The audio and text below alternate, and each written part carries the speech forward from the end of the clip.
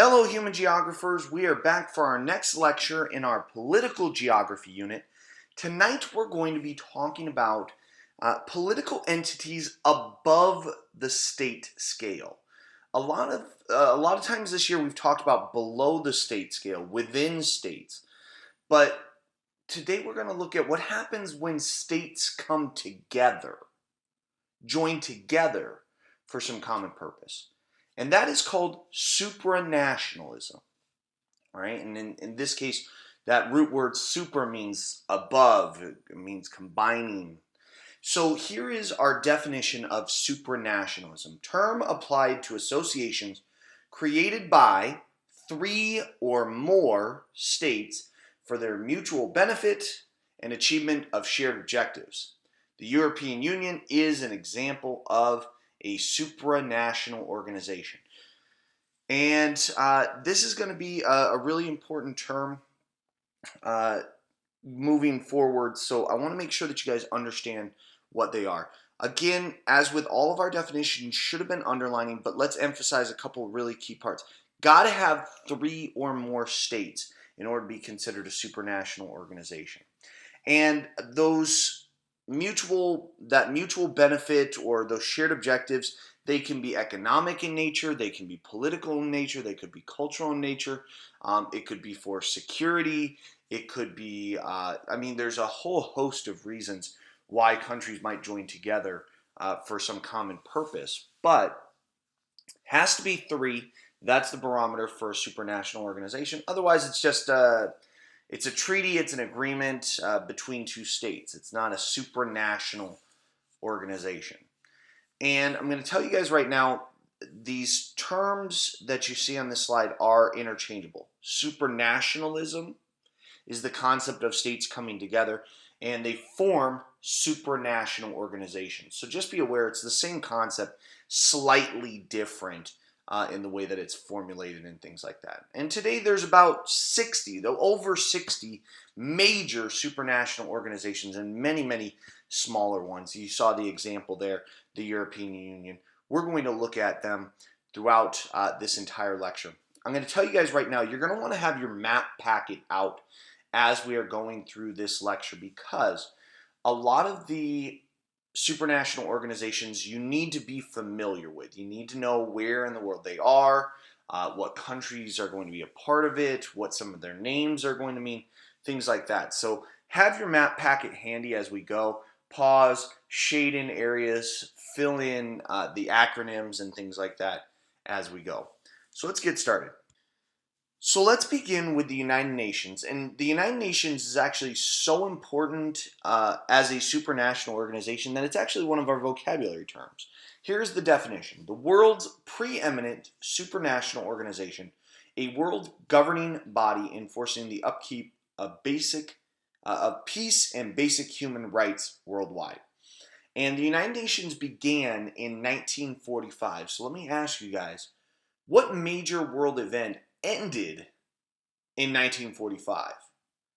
Because there's a connection between the end of this major world event in 1945 and the beginning of the United Nations, a peacekeeping organization, one that intends to protect basic human rights.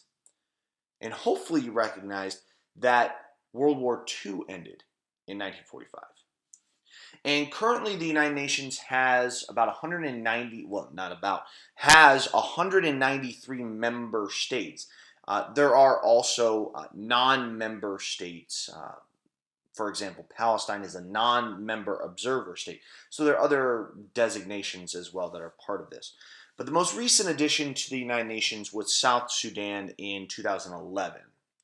And prior to the United Nations, there was actually another supranational organization called the League of Nations. And the League of Nations was proposed and championed by Woodrow Wilson, President of the United States, as part of his 14 points to try and ensure peace in Europe following World War I. And it was ultimately unsuccessful, in part because not every country in the world joined it, and in particular, the United States didn't join it. It was actually voted down in the United States due to intense opposition by the Senate Majority Leader at the time. His name was Henry Cabot Lodge, who feared that an international organization like the League of Nations would get the United States unnecessarily involved in the politics of Europe and potentially threaten the security of the U.S. and its interests. And so ultimately it was voted down by the U.S. Senate. So the U.S. didn't get involved in the League of Nations, despite the fact that it was the idea of the U.S. president. And this was at the end of World War I. Obviously, we know that World War II happened and that the United Nations doesn't come into existence until after World War II. So that's important. And the main purpose of the United Nations is diplomacy, and they have a lot of other groups, subgroups that are part of the United Nations. Some of them you might be familiar with, groups like the World Health Organization, the WHO, the Food and Agriculture Organization, the FAO, the United Nations Development Program, the UNDP, the International Children's Education Fund, which is called UNICEF, the United Nations Educational, Scientific, and Cultural Organization called UNESCO. So if you ever go anywhere and you see UNESCO World Heritage Sites and things like that, we talked about that during our cultural landscape lesson. That's part of the United Nations. And so you can see from this particular image, it's a map from our textbook. So I'd like to ask, as always, what type of map are we looking at? And at what scale are we analyzing this? And this is a choropleth map, national scale, looking at when states came into existence as part of the United Nations. Right? When did these states become member states of the UN? And again, South Sudan was the most recent addition in 2011, and there are states that aren't included, are non-member states of the UN, like Palestine as an example. And in taking a look at this, I want you guys, the two things that I'd like you to do on this slide. One, please make one observation about changes in UN membership over time. And then the second thing is pose some question regarding what's happening here with UN membership.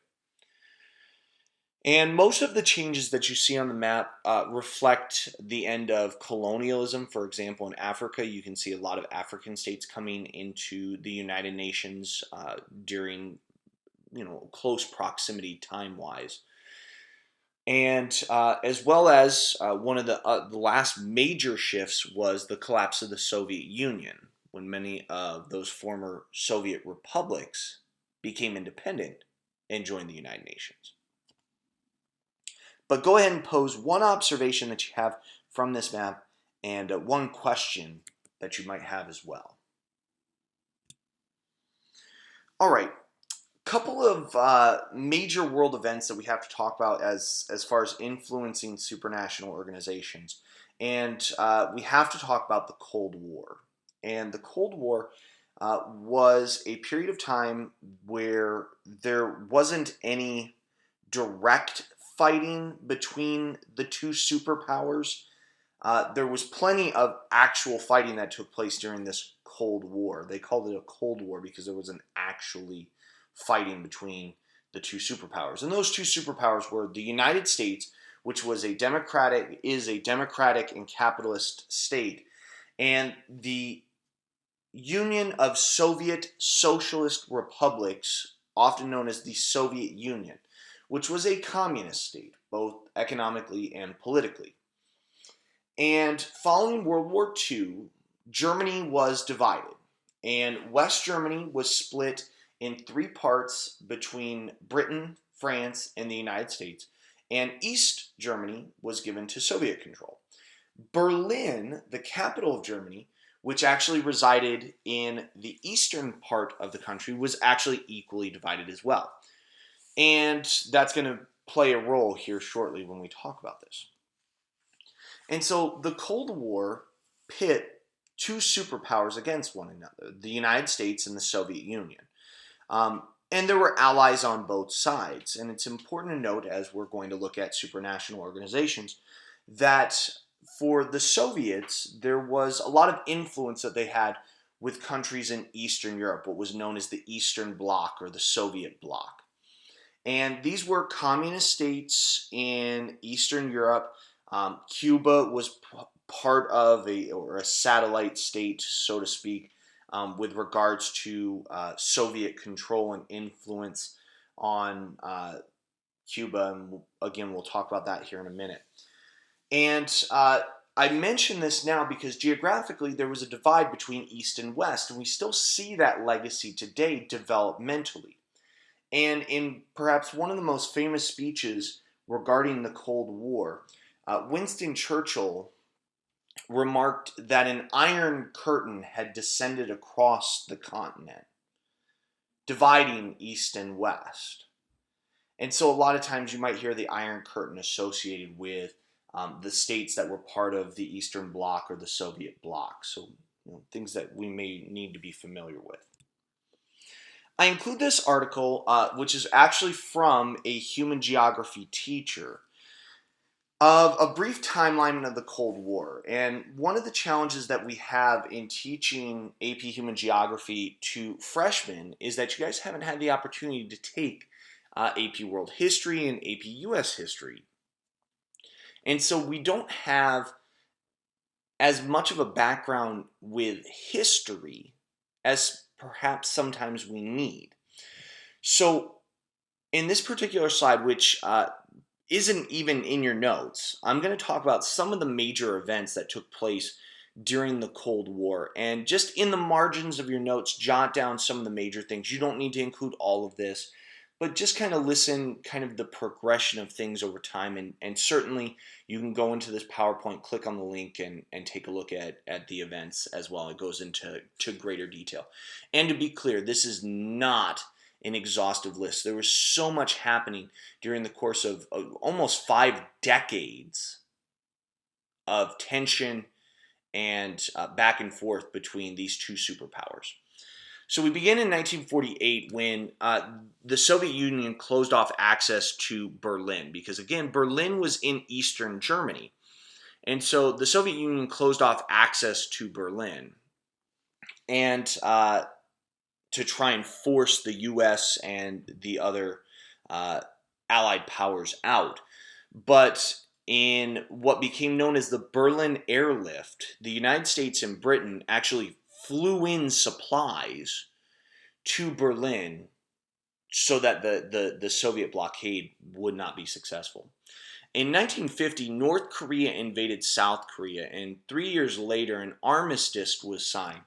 And an armistice just stops the fighting. And kind of one of the interesting political twists that still exist, the Korean War has never actually ended. There's never been a treaty ending the Korean War. There's just been an agreement to stop the fighting. So the demilitarized zone, or the DMZ, separates North Korea and South Korea still to this day. In 1959, Fidel Castro took control of Cuba, and again, we know that Cuba was part of that Soviet bloc, and we're going to talk about that again here in just a minute. In 1961, the United States unsuccessfully supported an invasion of Cuba by Cuban exiles in what became known as the Bay of Pigs invasion. The Cubans knew that this was coming, and so it was ultimately unsuccessful. In 1961, also, the Berlin Wall was constructed between East and West Berlin. In 1962, in what is perhaps the closest the world has ever come to nuclear war, the Cuban Missile Crisis took place between the Soviet Union and the United States, with the Soviets attempting to install a missile system in Cuba, about 90 miles off of the U.S. coast. And so perhaps the closest the Cold War became to a hot war, so to speak, between the two superpowers. In 1964, the Gulf of Tonkin Resolution expanded U.S. involvement in Vietnam. The French had already vacated Vietnam earlier, and the U.S. had been increasing their involvement there. But the Gulf of Tonkin resolution was kind of a turning point with U.S. involvement in Vietnam, and it began what is it's largely seen as the starting point of the Vietnam War for the United States that would last for the next 9 years. In 1972, the Strategic Arms Limitation Talks, or what became known as the SALT talks, were a first attempt to try and de-escalate the arms race that had taken place between the United States and the Soviet Union.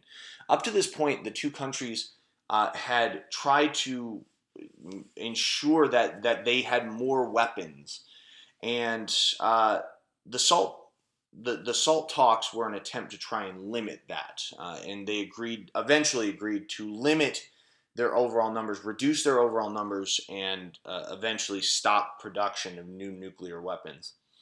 In 1973 was the time that the last U.S. troop left Vietnam, but then 2 years later, Vietnam became unified under communist rule when South Vietnam and Saigon fell to a northern invasion of communist troops.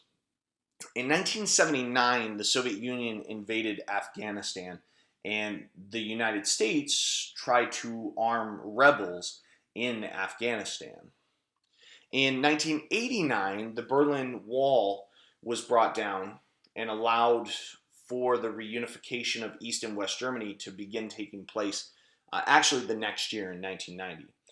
And then finally, in 1991, the Soviet Union ultimately collapsed. So again, that's just a very brief timeline of what the Cold War entailed. There was so much more to it.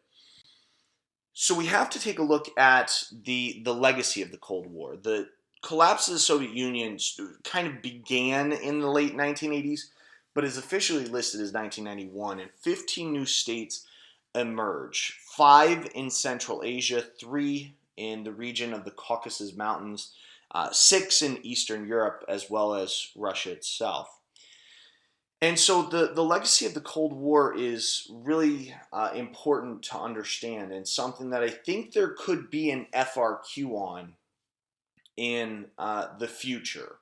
It's something that was recently added to the course description for AP Human Geography, and I think could be something we could see on an FRQ. So we're going to look at a couple different elements of this in class as well. And the legacy of this, one is the arms race, the fact that these two superpowers were working towards what became known as mutually assured destruction, that if one launched an attack against the other, the other would ensure the destruction of the other. So the arms race was certainly a legacy of that. As communism collapsed in the Soviet Union and surrounding states and states that were part of the Soviet bloc, we saw a transition from state-run systems, economic systems, political systems, to private, individual-run systems. And that transition has been rocky for many of these former communist states. They're, to a certain extent, still trying to figure it out and make it work. And obviously, international relationships have been impacted by this. The U.S.-Korean relationship between South Korea and North Korea, we have a very strong alliance with South Korea, and North Korea, we do not. U.S.-Cuban relationships have been affected, and even to this day are affected. And kind of an interesting side note as far as the Cold War is concerned, Dr. Seuss wrote a book called The Butter Battle Book, and it was very controversial. And Dr. Seuss was a very political author, but in the Butter Battle Book, it was a story of an arms race between the Zooks and the Ukes. And the biggest difference between the Zooks and the Ukes was that they buttered their bread on different sides of the toast.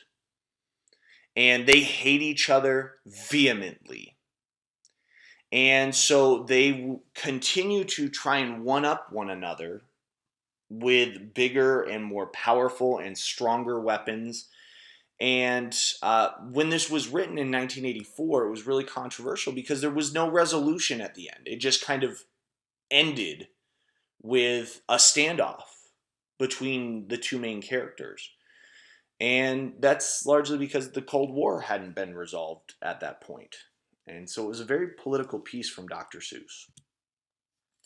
And this is an article from the Washington Post called The Political Demography of U.S. Cuba Relations.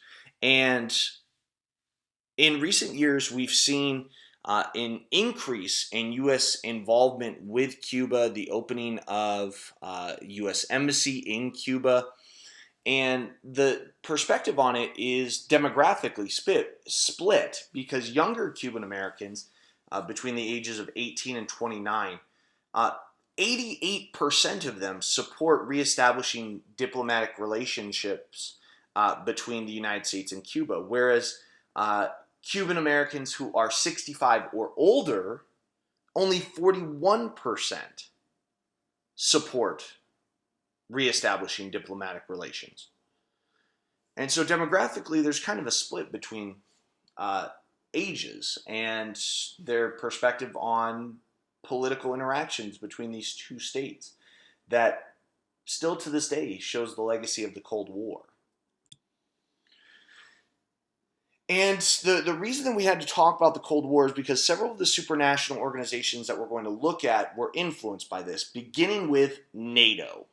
NATO is the North Atlantic Treaty Organization, which was formed in 1949 as a regional military alliance. It was essentially a security pact by 16 states, largely of North America and Europe, Western Europe specifically. And essentially, what part of the North Atlantic Treaty stated, specifically Article 5 stated, that a military attack against any one of the signing countries would be considered an attack against them all. And so it was an alliance to ensure that if, for example, the Cold War turned hot between the United States and the Soviet Union, or honestly any of the Western European countries, that all 16 of these states would come to their support.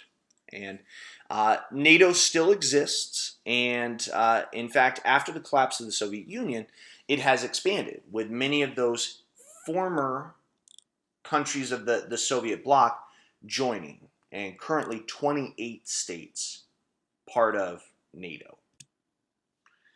And then in 1955, 6 years after NATO, the Warsaw Pact was instituted to ensure that the balance of power was maintained. And balance of power is one of our vocab terms, a condition of roughly equal strength between opposing countries or alliances of countries.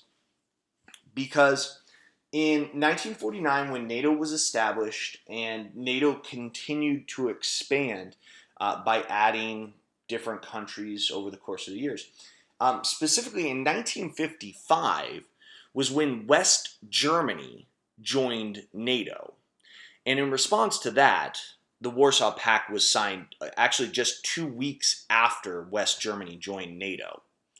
And so if you were wondering, like, well, why did the Soviet Union wait 6 years to create this? Really, it was more in response to the fact of West Germany joining NATO. And the Warsaw Pact combined many countries of Eastern Europe, specifically the communist states of the Soviet bloc, the states behind the Iron Curtain, so to speak. East Germany was part of the Warsaw Pact, Poland, Czechoslovakia, Hungary, Romania, Bulgaria, Albania, and of course, the Soviet Union. It has since disbanded, so the Warsaw Pact no longer in existence, and several of the Warsaw Pact states have since joined NATO. So, in your map packet, you're going to have to shade in the areas that are part of each of these supranational organizations. So, when we take a look at it, at the time of its inception, this is what the Warsaw Pact and NATO states looked like. Now, For NATO, I don't want you using this particular map because I want you to know what it is currently. It's great to know what it started out as, but since NATO is still in existence, is still operating to this day, and has changed quite a bit, we want to make sure that we have the most up-to-date map for our map packet. And so this is the current map of NATO. And so this is the map that I would like you guys to shade in. So go ahead and pause the video, shade it in, make sure that you fill in your acronym of what NATO stands for. Remember, it's North Atlantic Treaty Organization. A lot of students in the past have confused this with North American Treaty Organizations. Not that, North Atlantic. And when you take a look at it, it makes sense because most of the states that are part of it on either side of the Atlantic. So pause the video, shade these in, fill in the map packet as needed. And then this is what our Warsaw Pact states would look like. Right? Again, notice that, that this is going to include the countries of Central Asia, the Caucasus, Eastern Europe. So perhaps probably the easiest thing to do is, find Poland just directly south of Sweden there, and the eastern part of Germany, and then work your way east from there is probably the easiest way to do that. Because, current political boundaries don't match up with what you see here because this still includes the Soviet Union. The Soviet Union doesn't exist anymore. So again, pause, shade it in, fill in what you need to.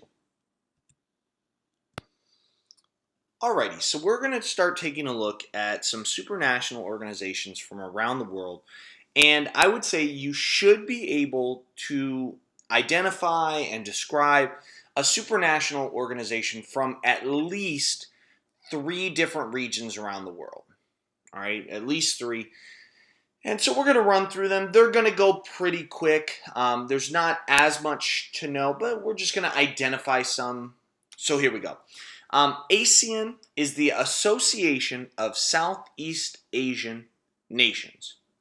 It was established in 1967 as a regional alliance with the main purpose being to promote economic cooperation among the nations of Southeast Asia and the Pacific. But there are some political, cultural, and security components to ASEAN as well. The current membership includes 10 states: Brunei, Cambodia, Indonesia, Laos, Malaysia, Myanmar, the Philippines, Singapore, Thailand, and Vietnam, with one observer state being Papua New Guinea. So taking a look at this, here is the map of ASEAN, and it's basically the states that are of Southeast Asia. It's basically all of our states in Southeast Asia. There are some exceptions, like East Timor is not part of this, so there are some exceptions. The original members of ASEAN, there were only 5 of them: Indonesia, Malaysia, the Philippines, Singapore, and Thailand were the original 5. And then later there were a few states that were added, and in order those were Brunei, Vietnam, Laos, and Myanmar in the same year, and then later Cambodia.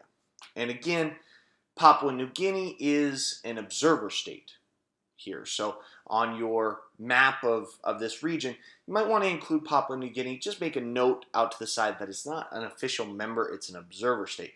Kind of like how Palestine isn't an actual member of the United Nations, it is a non-member observer state. Very similar, okay? Next one we're going to look at is the African Union, which was established in 2002 and replaced the Organization of African Unity, the OAU, which was established in 1963. Now, the OAU, the Organization of African Unity, was organized primarily to end apartheid and colonialism in Africa, so it had much more of a political element to it. But the African Union, its main focus is economics, all right? And so the African Union has identified 7 aspirations they seek to accomplish by the year 2063, which, if you take a look there, would be the centennial, the 100-year anniversary of the formation of the Organization of African Unity.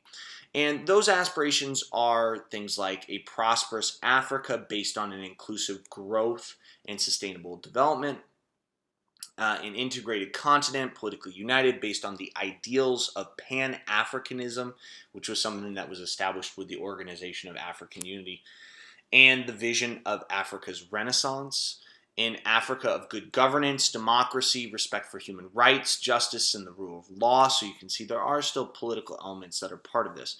A peaceful and secure Africa, an Africa with a strong cultural identity, common heritage, values, and ethics, an Africa whose development is people-driven, relying on the potential of African people, especially its women and youth, and caring for children, something that we will talk about later this year with the Millennium Development Goals.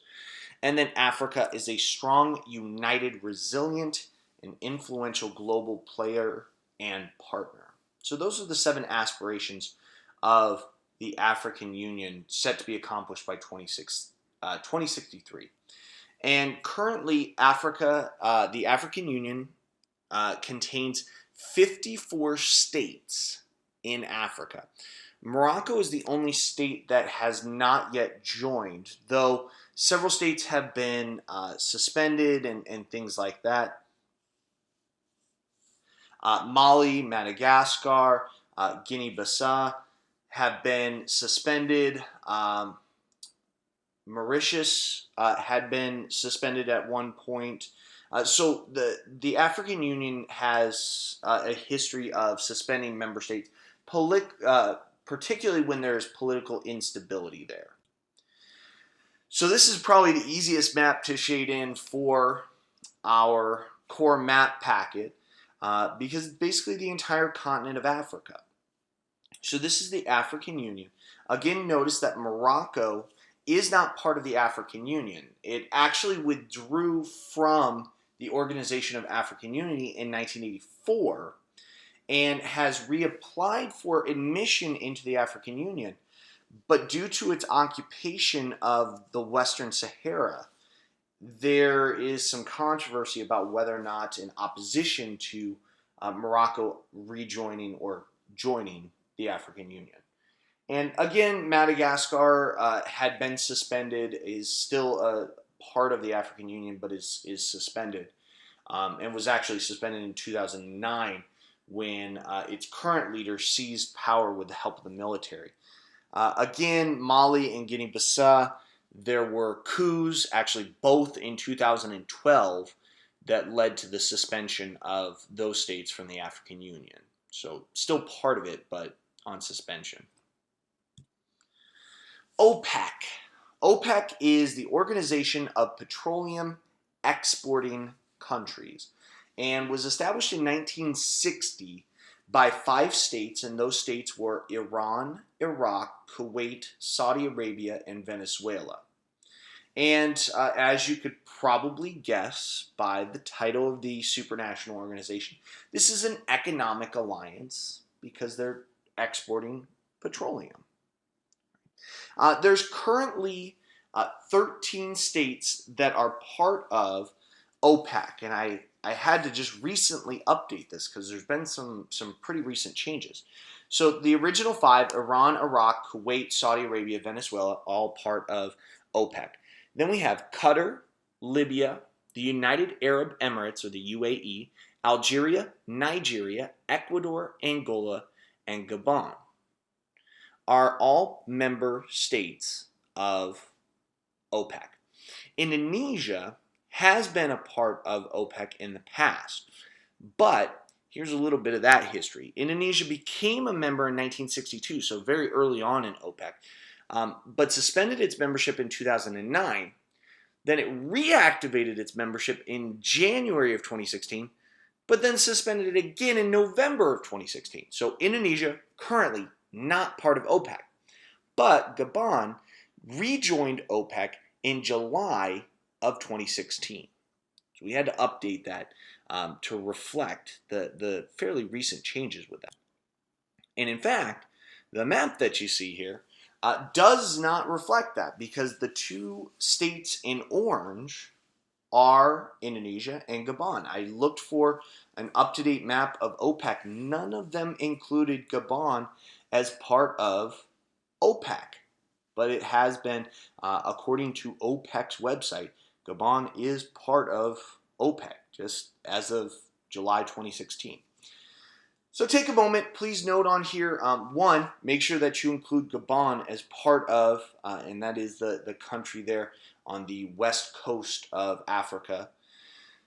Make sure that you include these states as part of it. You can include Indonesia as part of your core map packet. Probably not a bad idea because Indonesia, at least recently, has kind of flip-flopped a little bit on whether or not they're going to be part of OPEC.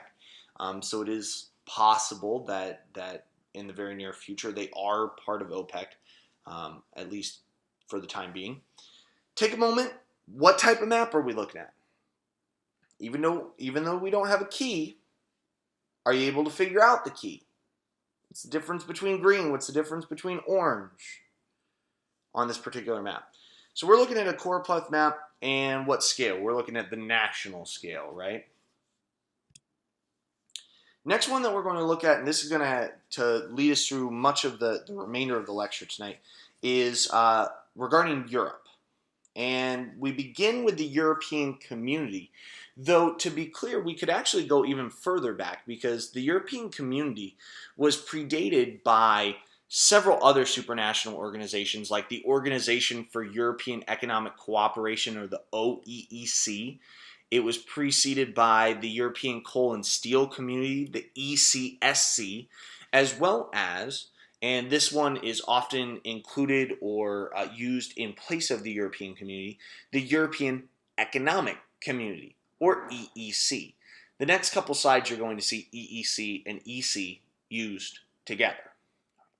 And the European community was something that came into existence in the 1980s, late 1980s, particularly with the 12 members. And the reason that we specifically mentioned this, and we're not talking about earlier elements of this, is because these 12 members, Germany, France, the UK, Italy, Spain, Portugal, Greece, the Netherlands, Belgium, Luxembourg, Denmark, and Ireland, were the 12 original members of the European Union. Right?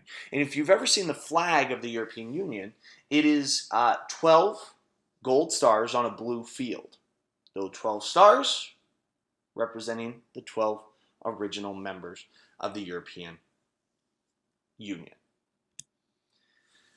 So taking a look at our map, we've got a choropleth map, national scale, and this represents different time periods when these states joined either the European Economic Community, the EEC, or the European Community, as it were, in the late 80s, mid to late 80s.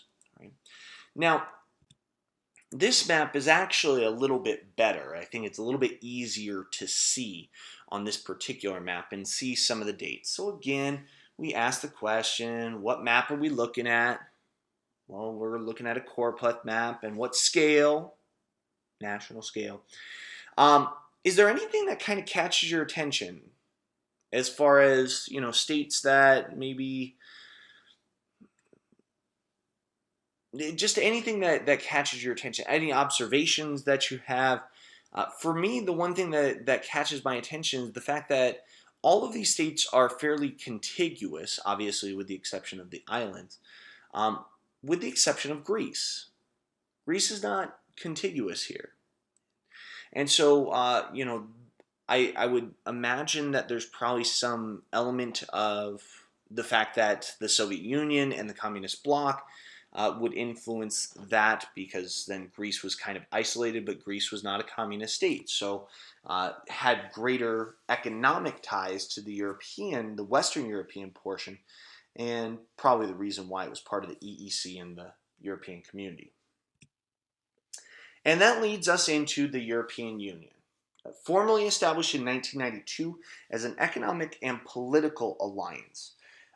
Currently has 27 members. That number is changing because there's been some recent additions. For example, Croatia is now part of the European Union, and the United Kingdom is in the process of leaving the European Union.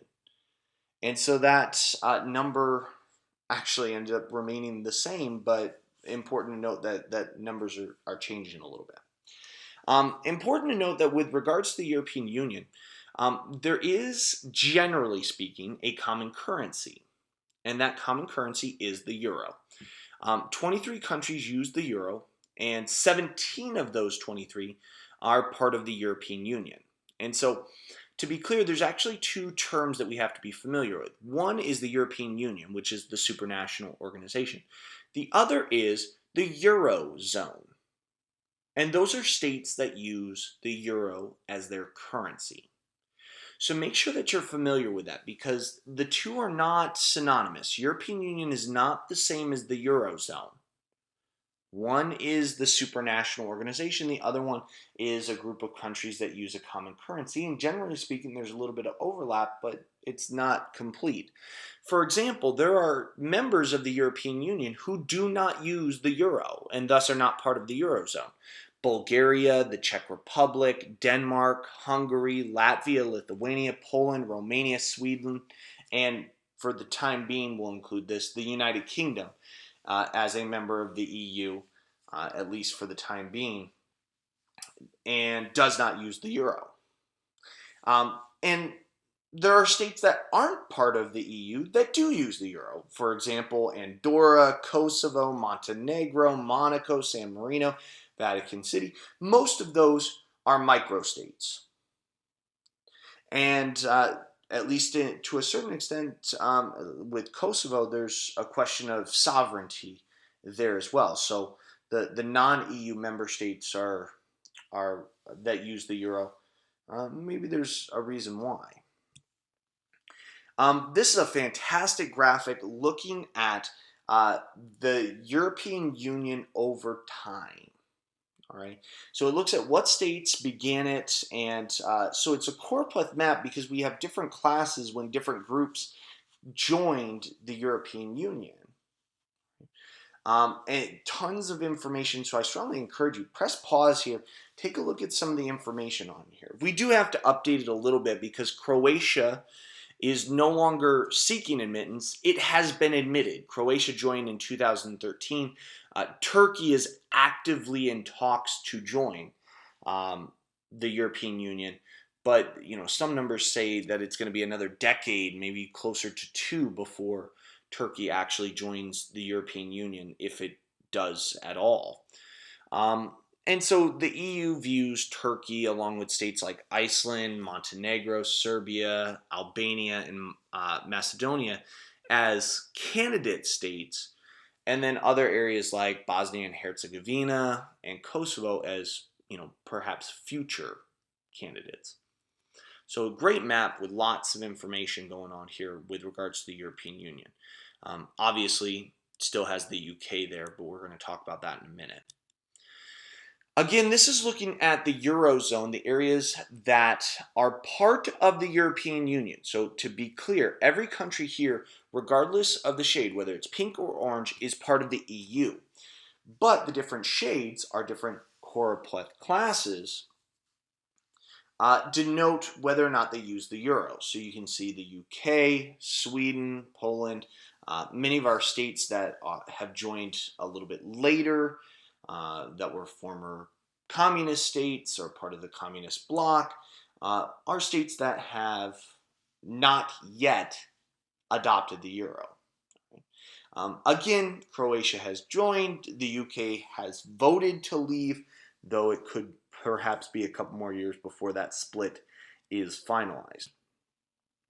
And so this is a really interesting article about the Eurozone. And the Eurozone was intended to facilitate greater trade and interaction among separate and sovereign European states.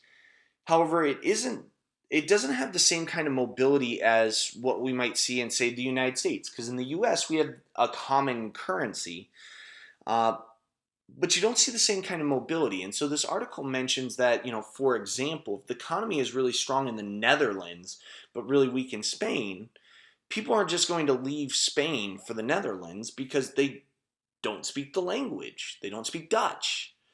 And so it's a great example of how culture influences both economics and politics. Conversely, as an example, um, if the economy were really bad in West Virginia, you could move to California, you can move to Texas, where the economy might be better because there's a common culture.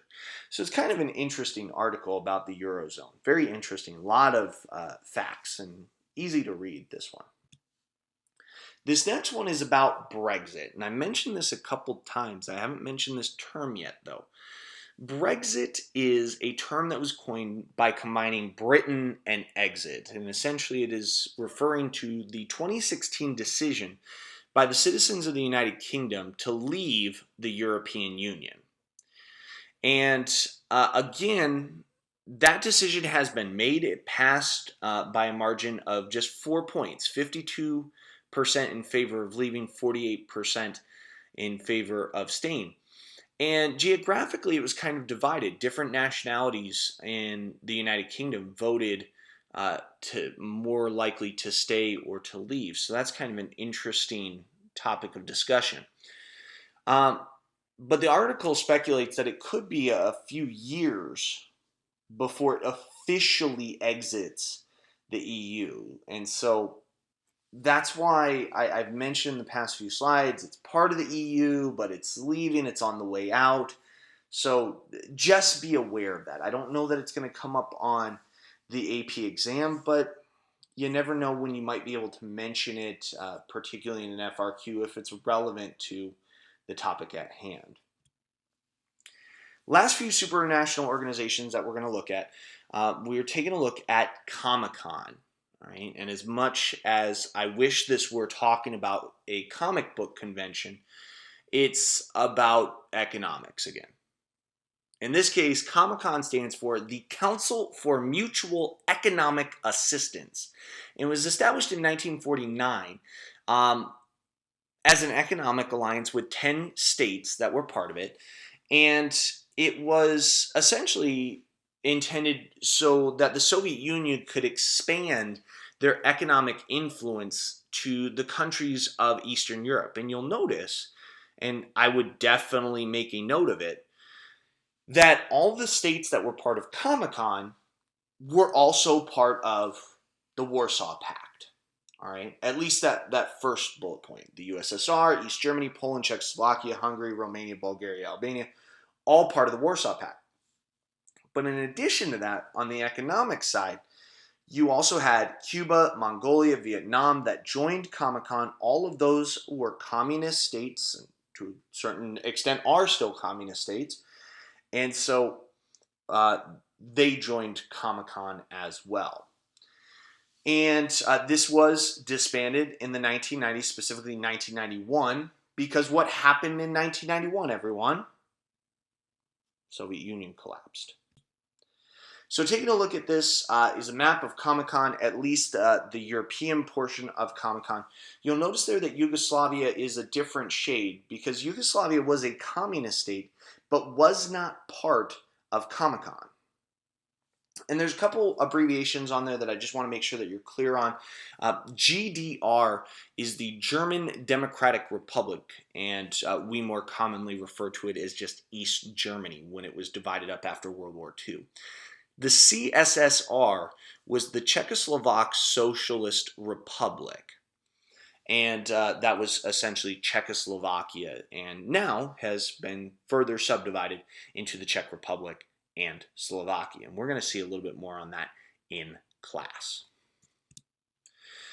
Last supranational organization that we're going to look at in detail is NAFTA, the North American Free Trade Agreement, established in 1989 as an agreement between Canada and the United States. But is that a supranational organization with just Canada and the United States?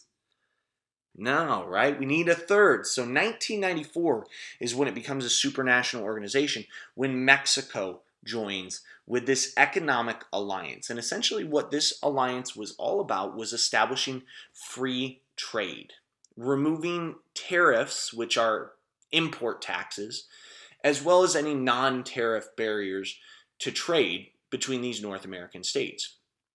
Now, obviously, as with any supranational organization, there are pros and cons to this. And since this involves us a little bit more, I want to talk about that. By eliminating barriers to trade, it allows countries to focus on what they do well, while admitting that other countries may do things better than us in other areas. So there are some areas that the United States will excel in and other areas that Canada and Mexico will excel in. And we recognize that and say, okay, well, if you excel in it, you're going to do this better than us and you're going to be able to produce it at a cheaper price, whatever it is. And because there's no taxes, import taxes on it, we're going to be able to buy that for cheaper. So generally speaking, it's increased trade between the three countries that are part of this. For example, according to the Office of the United States Trade Representative, they report that 30 out of our 50 states have either Mexico or Canada as their number one or number two export market. So individually, 30 out of 50 states are exporting quite a bit to either Mexico or Canada. Right? And that's what this trade agreement was all about. Now, that doesn't change the fact that there are certain areas that Canada and Mexico are going to excel in. And as a result, U.S. jobs in those areas might be lost and have been lost. So as we mentioned before, there are pros and cons with any supranational organization. And so we just have to be aware that what those pros and cons are and weigh that when deciding how we feel about it. So very, very quickly, looking at this should be pretty quick. But as far as a current event update on this, it should be noted that President Trump has mentioned that they are going to be discussions about NAFTA, and NAFTA could be renegotiated, could be disbanded outright. So this is something where we're going to want to keep an eye on this as we move forward. The absolute last slide for tonight, and I know this has been a super long lecture, but certainly important, and we've covered a lot of content. But last slide looks at some other supranational organizations in different regions of the world. So I'm just going to run through these really quickly so you know where they are and who's a part of it. So the Organization on Security and Cooperation in Europe, name is kind of misleading because it's not just in Europe. It's 57 states across North America, Europe, and Asia who come together for a regional security alliance. The Organization of American States, or the OAS, is actually the oldest regional organization with its earliest elements dating back to 1890. But the modern Organization of American States dates to 1948 and includes 35 independent states of the Americas as well as 69 states that are permanent observers, as well as another supranational organization, the EU, a permanent observer for the Organization of American States. The Commonwealth is 52 states across Africa, Asia, the Caribbean, the Americas, Europe, and the Pacific. And most of those 52 states were actually colonies of the British Empire. And so, in fact, this has actually been referred to in the past as the British Commonwealth. Now it is just referred to as the Commonwealth. Okay. The Andean community includes 4 countries that are official members: Bolivia, Colombia, Ecuador, and Peru, as well as some associate members like Chile, Argentina, Brazil, Paraguay, Uruguay, and some observer states like Panama, Mexico, and Spain. And it's a regional trading bloc, kind of in the same vein as NAFTA. The Caribbean Community and Common Market is also known as CARICOM, includes 20 different states, 15 member states, as well as 5 associate members, and includes elements that are political, economic, and cultural in nature. And then the final one, the Commonwealth of Independent States, was established in 1991. Anyone remember what happened? What major world event happened in 1991? Collapse of the Soviet Union. And this is made up of 12 states that were former Soviet republics. And if you recall, when the Soviet Union collapsed, 15 states were established. Only 12 of them are part of the Commonwealth of Independent States. So the three that aren't, that were Soviet republics, aren't part of the Commonwealth of Independent States, are Latvia, Lithuania, and Estonia. So it's been a very long lecture, guys. I appreciate your patience with this. Definitely a lot of information to cover, and we're going to debrief and add some more to this tomorrow in class. Have a wonderful evening, and I'll see you guys in class.